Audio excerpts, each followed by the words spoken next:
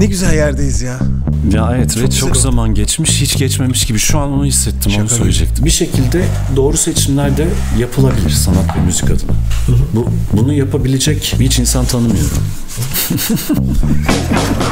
Müzik yokken dinleyemeyeceğin küfürleri müzikle beraber dinleyebilir hale geliyorsun ve sana zarar vermiyor. Şimdi burada acaba bir yıkım olabilir mi? Bak çok ciddi bir şey.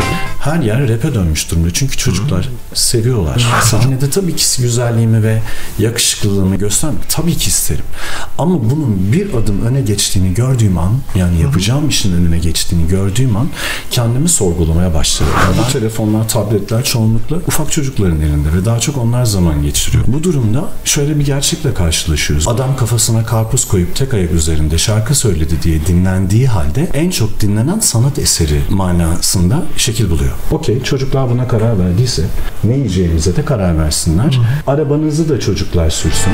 Eğer birazcık ağzı kötü kelime söylüyorsa ya deli ya bu da diyorlar sanatçıya. Ya deli değil, ahlaksız. Bir diğerinden farkı olması için daha agresif, daha farklı olması lazım.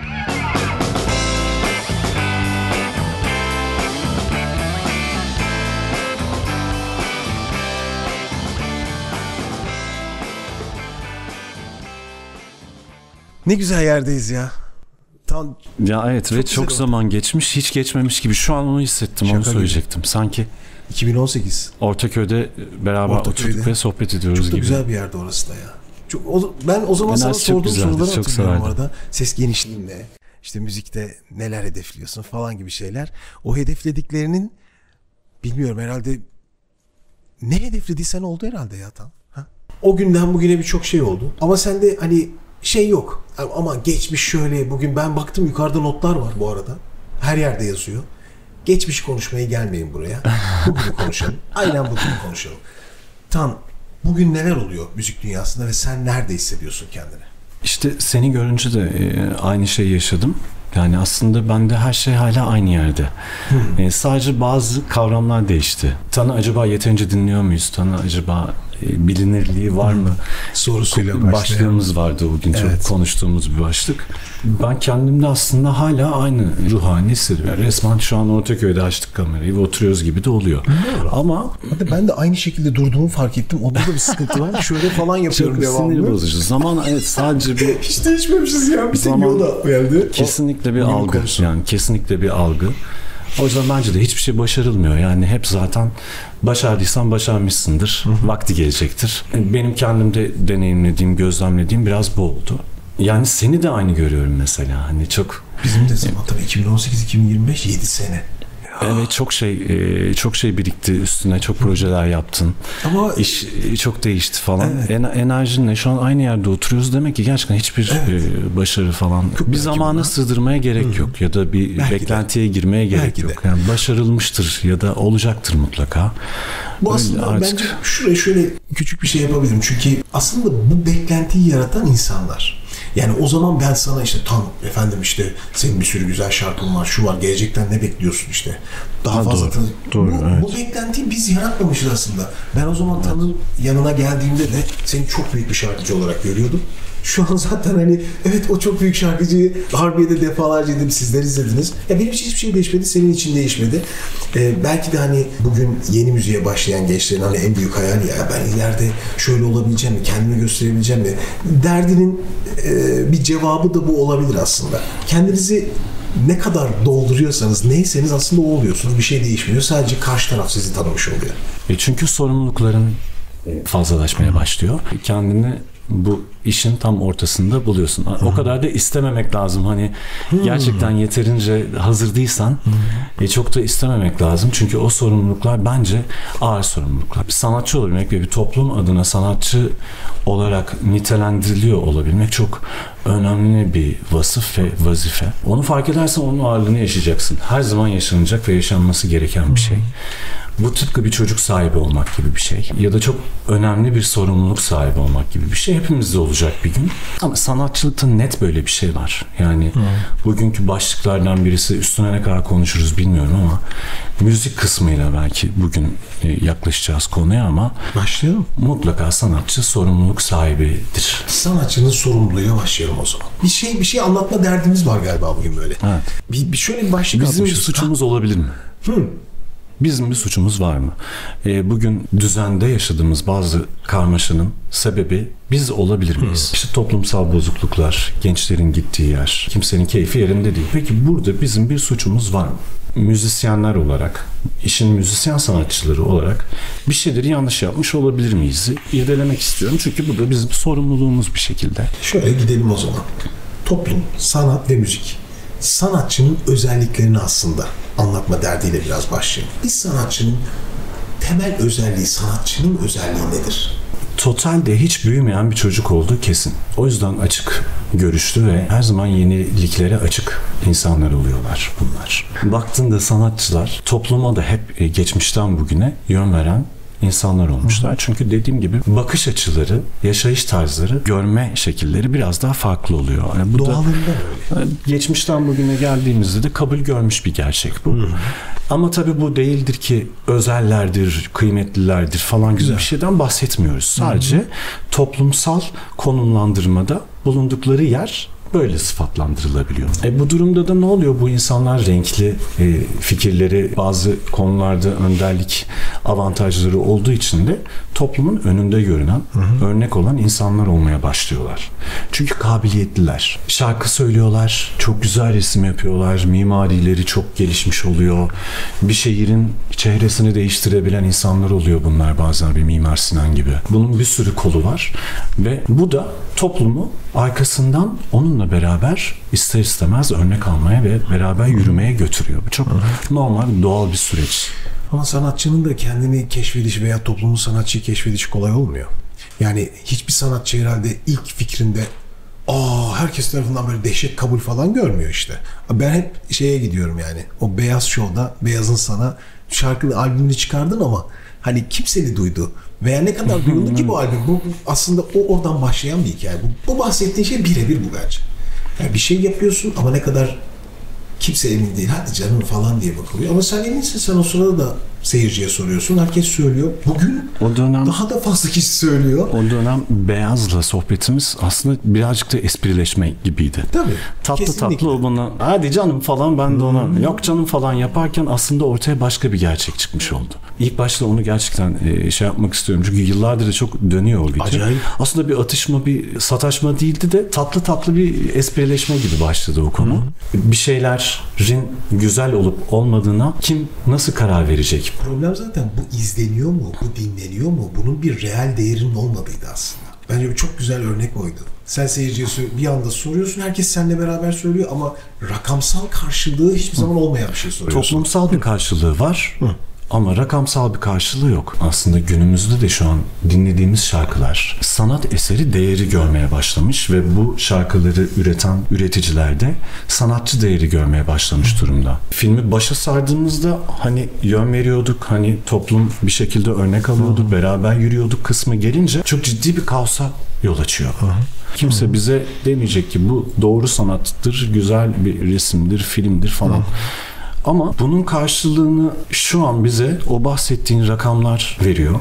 Ve sokakta dinlediğimiz her şarkıyı gerçekten güzel bir sanat eseri zannedebiliyoruz. Çünkü müzik dinlediğimiz platformlar bir şekilde kendi sistemleri, kendi konjektörleri üzerinden bu konuyu döndürüyorlar. Bu telefonlar, tabletler çoğunlukla ufak çocukların elinde ve daha çok onlar zaman geçiriyor. Çünkü ailesi işte oluyor, çalışıyor, çok fazla zaman harcayamıyorsa da çocuklar maksimum zamanlarını burada geçiriyor. Doğru. Bu durumda şöyle bir gerçekle karşılaşıyoruz. Bugün en çok dinlenen şarkılar adam kafasına karpuz koyup tek ayak üzerinde şarkı söyledi diye dinlendiği halde en çok dinlenen sanat eseri manasında şekil buluyor. Gerçekten toplumumuzun sevdiği şarkıyı çocuklar dinlediği için ilgiden, komiklikten, soytarılıktan ya da iştah çekilerek hyping yaratmaktan dolayı ortaya yanlış bir analiz çıkıyor. Okey, çocuklar buna karar verdiyse ne yiyeceğimize de karar versinler. Arabanızı da çocuklar sürsün. Öyle olmak zorunda. İşin doğrusunu yapalım. Doğru. Bu paradoksun içinden nasıl çıkarız? Çok zor ya. Şimdi mesela bir küçük örnek vereyim sana. Bazen sosyal medyada geziyorum. Genç bir şarkıcı. İşte mekanlarda söylüyor. Güzel sesi var. Farkında olmadan kendini bir sosyal medya fenomeniyle kıyaslayabiliyor ve buradan yıkıma uğrayabiliyor. Yani diyor ki ben bu kadar uğraşıyorum, emek harcıyorum. O sosyal medya fenomeni atıyorum işte göbek atarak benim 100 katım izleniyor ve değer buluyor. Ben o zaman değersizim diye yargılıyor ve kendini onunla kıyaslayabiliyor çok kolay bir şekilde. Değer yargılarımızı etkileyen bir sosyal medya pompası var. Bu daha önceki dönemlerde televizyon aracılığıyla yani. İşte her dönemde başka şey aracılığıyla oldu. Belki çok daha önce dönem sinema sektörüyle oldu. Radyo ile oldu. Bilmiyorum. İsmi değişebilir. Bugünkü adı sosyal medya. Sosyal medya. Çok ciddi bir mecra. Evet. Dünyayı değiştirdi zaten. Şu anda da biz bunu konuşuyoruz işte. Diyoruz ki günümüz dertlerinden sosyal medya gerçekten bütün etkiliyor mu? Bugünün senin programda konuk edeni bir sosyal medyacı ve sana bu soruyu soruyor. Senin özelinde herhangi bir X kişiye soruyor ve o da işte nasıl kendini artık konumlandırıyor. Tıklanmasına göre konumlandırıyor. Ama gerçek mu ve zaman içinde o da senin gibi kazanacak. Kırılmasını nasıl engelleyeceğiz onu? Dağılmasını nasıl engelleyeceğiz? Bir başkasının seçimini yönlendirebilmek çok zor. Yani hepimiz kendi seçimlerimizden sorumluyuz aslında. Çok kısa bir timing aralığında kendi seçimlerimizden yargılanacağımız bir sürece doğru gidiyoruz. Yani hayat böyle bir şey. Ahmet'in başka bir yol seçiyor olması, Dark Side'ı seviyor olması, bir sit oluyor olması beni ilgilendirmiyor. Jedi olarak yoluna devam etmek durumundasın. Ondan sonrası onun bileceği şey ki herkes böyle düşündüğünde toplumları değiştirebiliyoruz. Topluma dışarıdan müdahale edip hep beraber değiştirmeye çalıştığında kocaman bir duvara çarparsın. Ama herkes kendi içinde bu değişimi yaşadığında toplum hep beraber değişmiş ve dönüşmüş olur. Çok zor bir süreç. Biz bunu böyle bir günde hadi konuştuk, hadi bu doğrusu deyip yapamayacağız. Kesinlikle. Daha çok duyarlı insan tek başına bu dünyayı değiştirecek. Hani sen değiş, dünya değişsin. Bir şekilde hayat bulacak. Şimdi baştaki soruya gelirsek. Sanatçının özelliği o zaman ne oluyor? Özgün olmak zorunda. Toplumu şurada tutmak zorunda, ondan farklı olmak zorunda. Kapitalizmi çok seviyorsa, marka düşkünüyse, hazlarını üretkenliği üzerinden değil de başka konulardan yaşıyorsa, bu şekilde konu tabii ki çok farklı bir yer. Yani işte dirayet, sabır. Yani sanatçının zaten temel özelliği bu. Bunları yapamıyorsa zaten sanatçılaşamıyor. Bunları yaptığında kalıyor. Terk etmiş oluyor. Yolu terk etmiş oluyor. Tabii ki kendi hayatı, istediği seçimi yaşamak zorunda. This is the way. Evet, o onun yoluydu. Şimdi burada o zaman o etkileşen şeylerden birine daha gelelim. Küfür ve pornografi. Bence önemli. Aslında pornografi, çıplaklık vesaire, yani bir sanatçının zorlanan bir tarafı da var. Hani sosyal medya zorluyor ya, işte daha çok dinlen. O da çaresizce kendini çevreye bakıyor ve diyor ki ben bir kadının veya adamın, fark etmez aslında. Ya nasıl fark yaratabilirim? Bir anda kendini neyin içinde buluyor? Biraz önce dediğim maddeler, küfürler, efendim işte başka şeyler de var. Yani birçok şarkıcı da izliyor dünyada. Onların yaptıklarını da görüyor. Onlar takla atanı var. Sahnede soyunanı var. Yani bunu soyunmayı kötü olarak söylemiyorum. Ama birçok örnek var önünde. Ya bir kere bak buraya gelelim. Nedir? Buraya gelmeden önce mesela pornografi örneğinden başlayalım. Amerikan popüler kültürü oluşmaya başladı dünyada. Ve pornografi gerçekten kullanılmaya başlandı. Çünkü insanların zaafıdır yani. Bazı zaafları, bazı hazları vardı. Bunlar kullanıldıkça, bunların üstüne gidildikçe, gözüne sokuldukça. Yani sen boğaya sürekli kırmızı gösterirsen o sana kızar. Ve insan da bir şekilde zaaflı yaratılmıştır. Yani bunun çok kendimizi üstün görecek bir şey yok. Yani önce şekillenmek istiyorsak bunu kabul etmek lazım. O yüzden de bazı dürtülerin üstüne gidilmez, değil mi? Hani adam çok sinirliyse sen sürekli üstüne gidersen küfür yersin yani. Doğru. Ya da dayağı yersin adamdan. Hani bir şekilde onun yapısını tanıdığın için ona göre davranırsın. Toplumları biliyorlar ki ergenleri, fazla reytingi sağlayacak olan gençleri nereden yakalayabiliriz? Tabuları olan ve toplumda çok rahat yaşanılmayan cinsellik konusundan vurabiliriz. Özgürlük bambaşka bir şey, seksilik, güzellik bambaşka bir şey. Fakat bunun ahlaki kullanılmadığı da aslında karşı tarafın çok kolayca anlayabileceği bir durum. Bu kadın bizi güzelliğiyle ya da bu erkek bizi yakışıklılığıyla etkileyip mi kandırmaya çalışıyor, yoksa konsantrasyonu başka bir yerde mi? Sadece sorgulayarak bile anlayabiliriz. Seçim yapma şansının öneminden bahsediyorsun. Kırmızı gösterdik. Koşacağım mı diye bir denedik şimdi. Hani... Yani biraz bilinçlenmesi gerekiyor seyircinin o zaman. Şimdi mesela bence bu Amerikan taktiğini, yani dünyada kullanan bir sürü şey var. Puff Daddy. Of. İşte arkadaşları Jay-Z'ler, Nasıl bir karanlık olduğu da ortaya çıktı. Çok karanlık, birbirlerine zarar veren insanlar, çok daha değişik bağlantıları var. Garip garip hikayeler dinlerdik eskiden. Gerçekleşmiş yani gözümüzün önünde. Şu an yargı sürecinde bilmiyoruz. Doğru. Ama yani artık kimsenin de bir şüphesi kalmadı yaşanan süreçlerden. Karanlık bir süreç. Biz peki yıllardır neye özendik ya? İşte oraya sileceğim. Ellerinde teknoloji var ve bize sound sunabiliyorlar. Groove duyuyorsun, bir şey duyuyorsun ve tabii ki sen de elde etmek istiyorsun. Mutlaka bir kolaj yapacağız. Hani tamam. Doğru. Ama kendimizden katacağımız şeyi yavaş yavaş kendimizden hiç kapma ham maddeyi atıp içine nohut koymadan nohut yemeği yaptık biz. Doğru. Peki ne olacak? Yani biz bu insanların kostümlerini taklit ederek kariyer yaptık. Biz bu insanların danslarını taklit ederek kariyerler yaptık. Bir şeyler yaptık. Bu bahsettiğin şey son 15-20 sene falan değil. Bayağı 40 seneden falan bahsediyorsun. Tabii. Ne çok bizim daha jenerasyon beri böyle. Ne şey, çok eskiden böyle. Yani çok eski duayenler bile gördükleri sanatçıları birebir kopyalayıp burada kostümlerini, saç modellerini, kıyafetlerini uygulayıp animatör gibi şov sergileyerek para kazandılar. Sanatçı bildik. Ve yedi bunu. Bildik, yedik. Bizim seyircimiz de yedi çünkü bilmiyordu. Gördü ve hoşuna gitti. Farklı buldu. Hatta çok acayip garip de buldu. Ama yine de bir şekilde sevdi ve farklı bir yere koydu. Sonuç peki?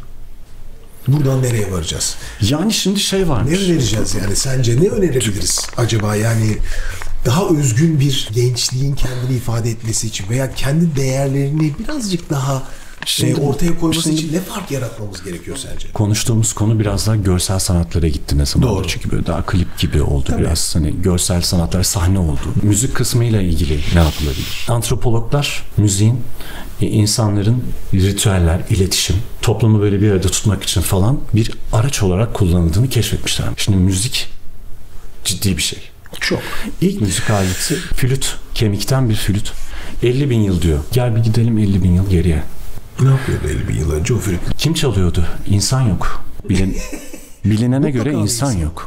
Ya da düşün bak, hadi bilinene göre insan yok diyorlar. Bence var. Tabii toplum ki var. Olmaz olur yani daha yeni işte 15 bin 12 bin yıl öncesi Göbeklitepe'ye gittik. Tabii insanlar var, heykeller yapmışlar. Ritüeller var, her şeyi gördük. Şu an bütün tarihin değişmesi lazım. Tam aradayız, araftayız şu an yani. Doğru. Platon'a gidiyorsun. Müziği 3'e bölüyor. Düzgün müzik insanın dengesini ve ruhunu da dengeli tutacaktır. Gelişimini, zeka gelişimini, ahlaki değerlerini tamamen etkiler diyor. Süper. Düzgün müzik. Böyle bir kavram var. Düzgün müzik. Tamam. Buna da aslında şöyle yola çıkıyor. Müziğin evrensel olması ve matematiksel olmasından yola çıkıyor. İşte her notanın bir karşılığı bir gezegende vardır. Birçok kavramı birbirine sokabilirsin yani. Felsefeyle de birleştirilebilir. Frekansların bir anlamı var. İşte 528 La kullandığımızda bu bir sevgi frekansı ve sevgi doğal olarak seni nasıl iyileştiriyorsa o frekansı duyunca da DNA'larının iyileştiği düşünülüyor. Hala bilimsel olarak tam İspatı yok. İspatı yok ama ben de çok inanıyorum. Çünkü Platon bundan bahsediyor işte evrensellik ve matematik derken. O ahengin her şeye kopyalanabileceğinden bahsediyor. Dinlenilen müziklere karar vermiş. Aralıklara, makamlara. Büyük ihtimalle mutlu diye işte majör hani en klasiğinden. Şimdi böyle bir durum var. Müziğin böyle bir önemi var demek ki ve kesinlikle. Farz edelim ki insanlar dünyada yokken flüt vardıysa o kadar önemli ki dinozorlar bile çalıyormuş. Yani şu an rakamsal olarak böyle yani şu an. Demek ki çok kıymetli. Belki dinozorların yaşadığı çağda eğer bir insan buluntusu ileride varsa belki müziği bir hayvanı etkilemek için de kullanıyorlar. Sınırsız belki. Ya ben mesela köpeklere müzik yaptığım zaman uyduğunu biliyorum. Öyle başlamış. Bir de şimdi müziğe kelimenin gücü ve edebiyat eklendi. O acayip bu bir şey. Bir ayrı sanat. Şimdi böyle yanımda otursa ve şarkıyı kapatsak kafamız şişti. Başımız ağrıdı yani. Niye küfür ediyorsun? Altına bu sound'u eklediğimiz zaman müzik yokken dinleyemeyeceğin küfürleri müzikle beraber dinleyebilir hale geliyorsun ve sana zarar vermiyor. Şimdi burada acaba bir yıkım olabilir mi? Bak çok ciddi bir şey bu. Bence şöyle olur. Final bir anda söyleyecek gibi oldum ama çok güzel anlattın çünkü getirdin. Yani bir bidon sürekli çöpleri doldurduğunu düşün. Bu bizim bedenimiz. ve bu bedene sürekli benzer tarz lafları doldurduğun sürece bir çöp tenekesine dönüşüyorsun aslında. Yani senin ruhunu emen bir kir içinde birikmeye başlıyor, bir tortu. Doğru müzikten kastımız aslında belki de bedenini ve ruhunu besleyen bir şeyler. Yani şu tür, bu tür, şu tür, yani tür ayırmadan seni beslemesi gerekiyor. Seni bir şekilde seni bu hayata, yaşama, evrene, çevrendekilere birazcık bağlaması gerekmiyor mu ya? Umut vermesi gerekmiyor mu müziğin? Ne diyorsun? Ki sen en hüzünlü şarkıları yazan birisin. Güzel bir müzik dinlemek, yanında böyle çok sevdiği bir arkadaşı, senin gibi pozitif bir ışıl ışıl bir arkadaşın aslında ona sürekli güzel şeyler söylüyor süper. gibi. Onu sürekli hayatı boyunca böyle yanında motive eden bir arkadaşı gibi düşün. Totalde böyle bir tehlike yaşıyoruz. Toplayalım, hem edebiyatı alalım hem de bu frekansların gücünü, müziği alalım. Bu böyle totalde şu an gerçekten bir el bombası. Bir de görseli koy. Peki dünya nereye geldi? Çocukların sevdiği frekanslar ve aralıklar kullanılıyor. Bunları ortadan kaldırmak ya da bu yöntemi seçenle uğraşmak yerine yine kendi seçimlerimize gelmek zorundayız. Yani. Sahnede bu yanlışları yapmayalım. Ya sahnede tabii ki güzelliğimi ve yakışıklılığımı göstermek tabii ki isterim. Ama bunun bir adım öne geçtiğini gördüğüm an, yani yapacağım işin önüne geçtiğini gördüğüm an kendimi sorgulamaya başlarım. Ben 2000'lerde albüm kapağımda sırtım dönük çıkış yaptım. Bu deliliği yapan başka o dönem popçu bulamazsın. Çünkü Photoshop da yeni icat edilmişti yani. Ama ben kesinlikle mevzunun daha derin bir şey olduğunu anlatmak isteyen bir kompozisyonla kapak çektim. Bir pop şarkıcısı için de çok marjinal bir duruştu o zaman. Anlaşılmadı büyük ihtimalle. Sen anlatmasan anlatmayacak kadar bence. Kimseye kızmak haddimize falan değil. Biz resmen burada ya acaba bizim bir yanlışımız, bir suçumuz var mı sorguluyoruz. Çünkü merak eden de var. Çok ciddi anlamda merak eden de var. Ya da ortada konuşulması gereken bazı konular var. Birilerinin konuşması lazım. Kırmadan, incitmeden anlatmaya çalışıyoruz. Bu kadar fazla kötü kelime hem kendimize zarar verir, hem karşımıza zarar verir, hem de bizi seven topluma zarar verir. Net. Yani, en güzel süs ahlaktır. Birazcık da yani bunun arkasında durmasak mı artık? Neticede önce o zaman benim sahnede ahlakım düzgün olmalı ki sonra saçım da düzgün olur, kaşım da düzgün olur. Hani her şeyim düzgün olabilir. Yani süsün ilk kademesi oysa bir buna özenmemiz lazım. Ya bunu aldık en sona koyduk şu an. Eğer birazcık ağzı kötü kelime söylüyorsa ya deli ya bu da diyorlar sanatçıya. Ya deli değil. Ahlaksız. Yani deli başka bir şey. Normalleştiriyor. Bunun aklı başında, bu araba kullanabiliyor, bu bir birey. Bu sorumluluklarının farkında. Kötü kelime kötüdür ya, çünkü adı üstünde kötü yani. Buna güzelleme yapacak bir şey yok ki. Ve gerçekten sahnede kötü kelime kullanılıyorsa bu da sanatçının ağzına yakışmayacak bir şeydir yani. Fark yaratmak için yapıyor çünkü bunu. Bir diğerinden farklı olması için daha agresif, daha farklı olması lazım. Dünyada da kullanılan bir teknik olduğu için bunu kullanıyor. Aslında bunu öğreniyor. Bir başkasından öğreniyor. Diyor ki bu baksana ne biçim öbürüne laf atıyor. O zaman ben de bunu kullanayım, ben de öne çıkayım. Bence mutsuz bir topluma dönüşüyoruz. Birçok etken olabilir bir mutsuz topluma. Tabii ki sadece müzik koskocaman bir etken olamaz. Yani %1 olsa bile yaptığın şeyi sürekli böyle doldurduğun sürece, İçini böyle doldurduğun sürece nasıl pozitif bakabilirsin ki her şeye? Çünkü bütün gün küfür dinliyorsun. Senin de ağzına kolayca oturuyor artık. Engelleyen bir şey yok ki. Eskiden hani baban sakın aman şunu deme derken ve senin dinlediğin her şey bunu destekliyor. O zaman artık o sakının bir anlamı kalmıyor. Yani toplumda herkes de bunu yapmaya başlayınca normalleşiyor. Benim zamanımda ben çocukken ağza alınmayacak küfürleri şu an insanlar birbirleri rahat rahat konuşuyorlar. Birbirlerinin annelerine küfredip bunu normalleştiriyorlar.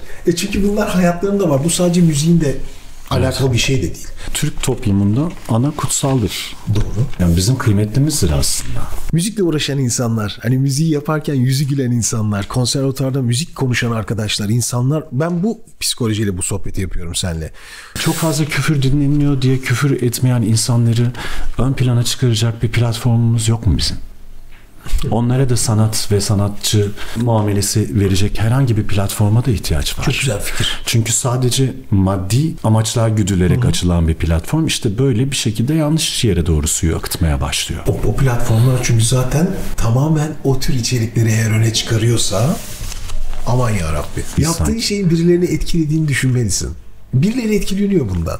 Olumlu veya olumsuz. Yani tamamen Sansürden bahsetmiyorum. Bence tamamen yanlış, çünkü sansür başka bir şey. Bir şey yaparken şarkıcının kendini bilinçli yapması, seyircinin biraz daha bilinçli algılaması çok başka bir şey. Aslında biraz bu seçimlere yönlendiren insanları da sosyoekonomik şartlar falan oluyor. Zaten tamamen insanlara ve tamamen şeylere değil. Senin bilinçlenmen üzerine ya. Bu videoyu izleyecek bir sürü kişi olacak. Yani sadece kendini sorgulasın. Ben neleri seviyorum? Hangi müzikleri bugüne kadar dinledim? Zaten sorgularsa başka yollar da bulabilir. Neticede dünya bugün çok mutsuz. Yani her ülkede de aynı sorunlar var. Ama bunun yolu yine bu değil. Bir şekilde doğru seçimler de yapılabilir sanat ve müzik adına. Bunu yapabilecek hiç insan tanımıyorum. Ben umutsuz. Bak sana bir şey söyleyeyim. Sinema döneminde sanırım 80'ler falan bir pornografikleşme dönemi yaşanmış ve birçok sanatçı da bundan sonra, yani bu saklı gizli değil, yaptıklarından da bir şekilde pişmanlıklarını da dile getirmiş. Doğru. Sonra toparlanmış, işte gün gibi yeniden bir şeyler değişmiş. Belki biz de öyle bir süreç, bir dönem yaşayacağız. Çünkü bazı sınırlar ve çizgiler vardı. Bunlar hiç aşılmadıkça da insanlar merak ediyordu ve bu merakla da yaşanmaz. Cidden yaşanmaz. Biz de neticede toplumsal tabuları olan, etik değerleri de olan bir toplumuz. Yani ben en çok rahatsızlık duyduğum şey, evet, küfür belki önemli bir etken ama alkol, zaman zaman kimyasal madde bağımlılıkları, bunların da böyle sosun altında küçük küçük serpiştirerek sürekli dayatılmasından da çok rahatsızım. Aslında benzer bir şey. Benim için pornografi aslında bu. Aynı etkiyi yaratıyor. Müzikte bu tür kavramların çok yer bulmasını da interneti kullanan 10 yaşında, 9 yaşında çocukların karşısına shortslarda, Instagram Reels'larında bunlar bir anda karşısına çıkabiliyorsa, orada o zaman burada ciddi başka bir sıkıntı var. Yani sosyal medyayı çocukların belli bir yaştan önce kullanmasını belki de tamamen yasaklamamız gerekiyor.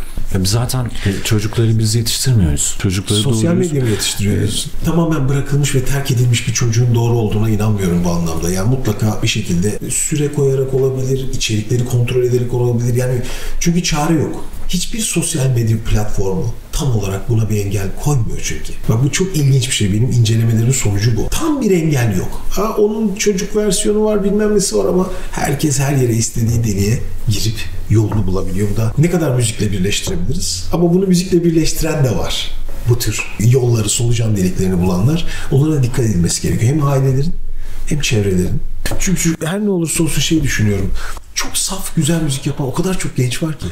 İnanılmazlar ya. Yani enstrüman çalıyorlar, güzel sözleri var, güzel nasıl hikayeleri olacak? var. Nasıl müzisyen olacaklar bu çocuklar? Nasıl şarkıcı olacaklar? Çünkü rakipleri kimler? Bak, aman yarabbim.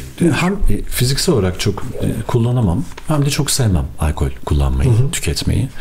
Alkol kullanmadığım, tüketmediğim için de çoğu zaman böyle farklı gözle bakılır bana, yani sanki yeterince aydın değilmişim gibi falan bakan tipler bile olur yani. Aslında çok farkında ve sağlıklı yaşamayı seven bir insan olduğum için kullanmıyorum. Sen yıllarca da böyle mekanlarda da sahne alarak bir şey başladın. 15-20 yıl sürekli böyle çalıştım. Yani sürekli mekanlarda çalıştım ve anlamaya, adapte olmaya, hayatımı kazanmaya, şarkıcı olabilmeye çalıştım. Uzun bir süre mücadele ettikten sonra, çok uzun yıllar sonra işte büyük sahnelere kavuştum ve artık sadece şarkı söylenilen, seni dinlemek için gelinilen sahnelere kavuştum. Bu çok acayip bir bahsettiğim kavram. Şarkı söyleyebilmen için sana sahne, ama bu bar değil, pavyon değil, gece hayatı değil, gece yapılan herhangi bir şey değil. Bir platform yani. Herkesin şarkı söyleyebileceği ama o popüler dünyanın alışkanlıkları haline gelmiş konulardan uzak tutabileceğimiz bir alan var mı? Yoktu, beni de yoktu. Böyle bir mücadele içinde çalıştık. Sigara yasağı geldi. Yorumculuğum değişti benim. Gece kulüplerinde. Hiç şarkı söyleyemezdik ya. Hiçbir havalandırma çalışmaz ki gece kulübünde. Doğru. Yani duman içinde kalırsın ve o ses tellerin birbirine böyle yapışır yani. Hani orada şarkı söylemek mümkün değil. Türkü barlar. Mümkün değil. Ya ben asla internette falan duyduğum herhangi bir gece kulübünde barda şarkı söyleyemeye çalışan bir arkadaşımı yargılayamıyorum bile. Ya, çünkü nasıl bir zorluğun içinde orada onları denediğini görüyorum. Mesela benim şarkımı söylüyor, görüyorum. Çok daha iyi yapabileceğini de biliyorum onun yani. Hani ama çok zor şartlarda böyle paylaşımlar izlediğim hep bu. Peki ne olacak, hani mesela konservatuar okuttuk bu çocuğa, henüz daha sahne bilmiyor, hiçbir şey bilmiyor. Nasıl yapacağız? Deneyimi nasıl kazanacak? Çok önemli bir de yani deneyim, bu sahne deneyimi. Ya ben demiyorum ki yani alkol ortadan kalksın. Müzik sadece alkolün olduğu ortamlarda yapılmaya başlandı. Ben diyorum ki aydın, aklı başında, temiz, sağlıklı bir çocuk ve ailesinin rahatça göndermek istediği, müziğini sergilemek istediği bir yerde sahne bulabilir mi? Biz bunu gelişebilir gerekiyor. Çünkü şu an böyle bir yer yok. Dünyada bunu şöyle yapabiliyorlar. Çok yarışma üretiyorlar. Çok fazla yarışma. Madem sahne bulamıyorsun devamlı bunları yapabilecek. Evet. Çok yarışma. Kesinlikle doğru söz. Dikkat ettin mi? Hep oralardan çıkıyor. Tabii. Puff Daddy de herkes albüm yapmıyor biliyorsun. Hı-hı. Hani anlaşabilecek misin? İsteklere karşı uyum sağlayacak mısın bu ortama? Eğer uyum sağlamayacaksan yok denildiği için asıl yetenekler dışarıda bekliyor ve işte böyle bir yarışmada kendini ya da böyle başka bir platformda kesinlikle ortaya çıkıp kendini gösteriyor. Hı-hı. Müthiş bir şans. Bence yani. Belki çok daha fazla yarışma üretilmesi lazım. Bunun haricinde de bu yarışmaları belki belediyeler de üretebilir. Bence her belediye, o yüzden siyasi olarak ayırmıyorum, platformlar oluştursunlar lütfen gençlere. Kesinlikle sokak lazım. Sahnesi. Müthiş. Tesisatı kurulsun, ışıkları hazır olsun, bir programlayıcı olsun başında. Hı-hı. Bu iş prodüktörden birisi olsun. Gençlerin isimlerini, günlerini yazsın. Hepsi konser vermek için oraya girip isimlerini yazıp sahneye çıkıp konser. Mesela ne kadar güzel bir hizmet. Sokak sahnesi çok güzel. Ayrıca çok güzel konser salonlarının küçük, güzel yayın odaları kurulabilir. Ben bunu gittiğim bir belediye önerdim. Harika bir yayın odası kurulup çocuklar orada gelirler. Müzik yaparlar ya. Hani saf gitar çalıp şarkı söyleyip veya enstrüman çaldıkları müzikleri belediyenin altında üretmeye başlarlar. Ki kendilerini buralarda gösterirlerse çünkü belki önlerinde farklı yollar açılmaya başlar. Daha kestirmeden gidebilecekleri, kendilerini duyurabilecekleri kitleleri bulmaya çalışırlar. Bu güzel bir yol. Diğerinden çok daha kolay. Yani zaten bence aradıktan sonra var yani yolu. Yani hani evet tabii. Hep var bence. Şu an aslında sosyal medya yayıncılığı yapan birçok insan var. Ve bu yayıncılık aslında evden yaptığı ve keyfine müzik yaptığı insan buluyor. Çok abi doğru bir bak bir potansiyel müthiş seni kazandırdı insanlara sosyal medya. Bak böyle bir şey var ya bende dedin ve herkes buna kavuştu. O sistem çarkı seni çocukken yakalamalıydı zaten. Dünyanın hiçbir yerinde bu kadar belki kusursuz işlemiyor. Tabii olmayacak. Tabii her yerde olmayacak. Eksikler vardır ama sonuçta bir yerden su akıyor. Ama bak başa geliyoruz işte. Hep bize kalıyor. Bize kalıyor. Hep bize kalıyor. Kişiye kalıyor. Ama zaten bu videoları ondan yapıyoruz işte. Bir şeyler izleyen içinde fikir yaratsın. Böyle mi? Böyle mi? Soru işaretleri. Bu videonun temel zaten sorusu bir soru işareti yaratmak, fikir vermek.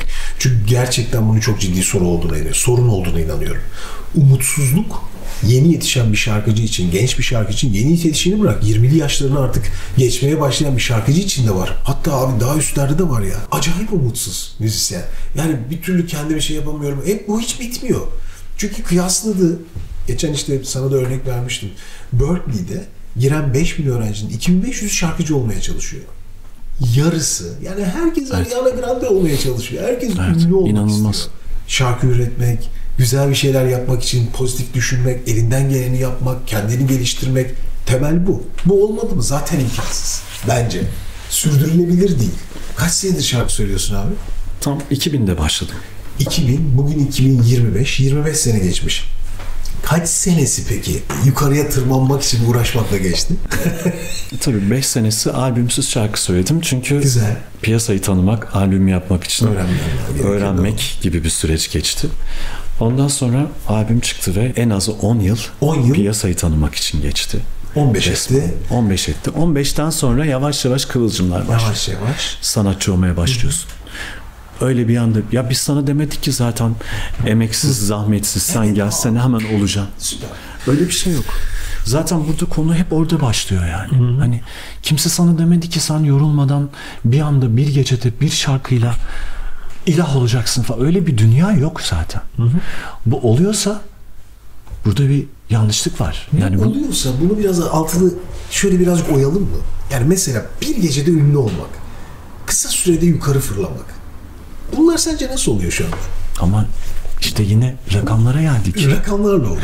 Kendi platformumuzda olduğu için, kendi şirketimizde olduğu için dijital. Birçok platformda görebiliyoruz. İşte yakınlarımızın profillerini biliyoruz falan. Ne kadar reklam harcanıyor, ne kadar porno ediliyor bazı şeyler. Bunu görebiliyoruz. Yani benim gördüğüm çok büyük rakamlar var. Sırf bir aylık. Ne kadar rakamlar mesela? Bir aylık 5 milyon, 8 milyon gibi rakamlar. Bir aylık 5 milyon Sadece TL. bir şarkının bir videosuna verilmiş rakamlar var. Şimdi doğal olarak bu senin sürekli önüne düşüyor. Sonra bir buna benzeyen bir rakamı da troll olursun'a veriyorlar. Bu çocukların da işi, bak bu çocuklar da mecbur seçmişler. onun yolu. Ama bir şekilde para kazanıyor. Övmek için tweet atıyorlar. Üf. Ömer'in şarkısı ne kadar güzel ya. Diziler için de aynısı geçerli. Şimdi bunlar da takip edilen tipler olduğu için ve bir şekilde konuyu da sürekli paylaştıkları için algoritmada da konuyu yükseltiyorlar. Sürekli önümüze düşen bir tanımadığımız bir ünlü oluşuyor. Bakın sadece para ve rakamla şu an bunu sağlayabiliyoruz maalesef. Tabii ki bu merak ister istemez bir tıklama sayısı. Birazcık da üstünü magazinle tuzlandırdın mı, ballandırdın mı da tadından yenmiyor. Şimdi bunun önüne de geçemeyeceğiz. Yani şimdi biz bugün bak burada bir kısmını deşifre ettik mesela. Yarın yeni bir yöntem çıkıyor abi. Tabii bunu ben deşifre, onu bulayım. Yarın bir tane daha çıkacak. Onu da oturalım ya yeni yöntemler çıktı diye sürekli program çekmek lazım. Süper. Hani yani böyle bir durum var. Var olan yöntemleri kapatmakla mı uğraşacağız yani biz? Söylenene çok inanmayacağız. Ben abi güzel. Az mı çalmış bu şarkı? Bana göre çok güzel yani. Hani size göre bana ne yani? Diyecek ve orada konu bitecek bence. Bakın bu bir eleme. Yani burada çok kalabalığız.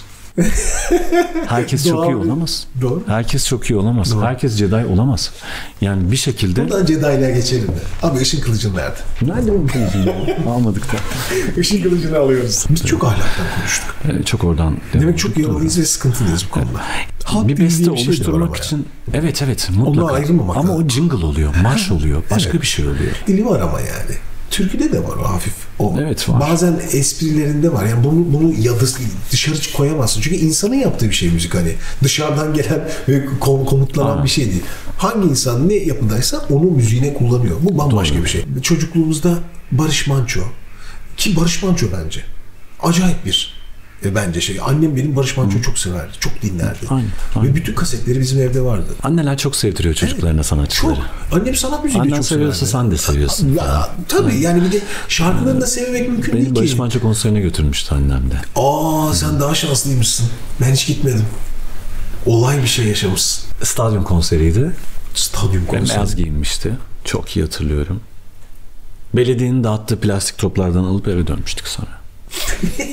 Çok güzel ama anlayamadım. Yani o zaman için tabii öyle güzel bir figürü canlı görmek çok keyifliydi. O zamanın yılları için çok farklı bir durumdu. Yine güzeldi yani ama Barış Manço çok özel bir adam. Bizim jenerasyonumuza tabii Barış Manço, Cem Karaca, daha bir sürü kıymetli isim var. Çok. Ben ondan girdim yine konuya. Sanatla böyle siyaset iç içe de falan girmemiş dönemlerinde bence yetiştiler ve çok özel adamlar olarak ortaya çıktılar. Sonradan işte her şey, dünya değişti zaten. Doğru. Bugünkü bizim jenerasyona birçok türküyü bile Barış Manço öğretti. Hatta bunu geçtik. Bize Türklüğü öğretti. Yani o kadar bizim tarih bilimcimiz var.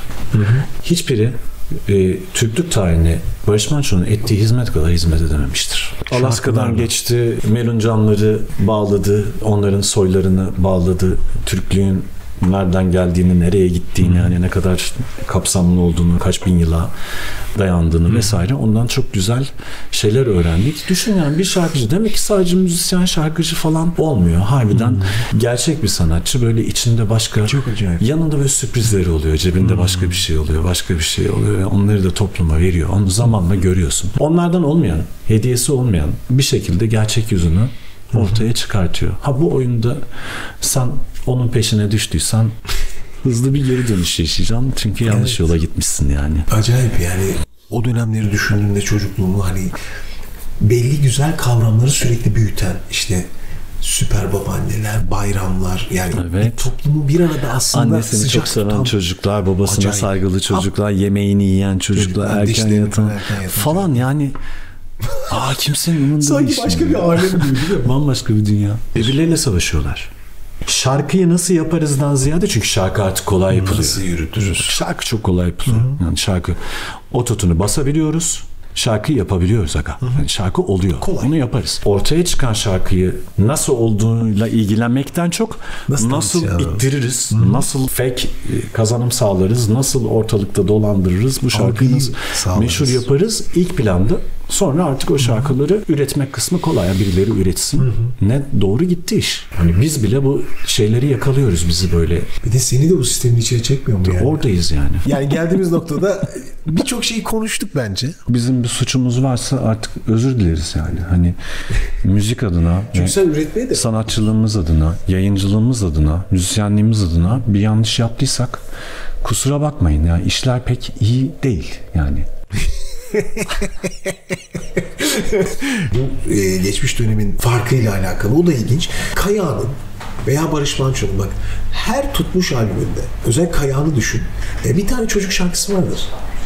Son dönemde çocuk şarkısı yapan hiç ünlü yok. Dikkat ediyor musun mesela buna? Var, fazla dikkatimizi çekmiyor aslında. Böyle küçük Fatih Erkoç'un sponsorlu değişik işler oluyor. Zaman zaman denk geldiğim benim de oluyor böyle, ama yeterince ciddi bir şey olmuyor belki. Hani daha fazla önemsenmiyor olabilir. Bu kadar dert eden, ben zaten edemem, daha çoluğum çocuğum bile yok, ama hani gördüğüm etrafta da bizim camiada bu kadar çocukları önemseyen ve onların gelişimleri adına da etken olabilecek bir büyük sanatçı, şu an yok. Uzun zamandır yok. Keşke öyle bir şey olsa.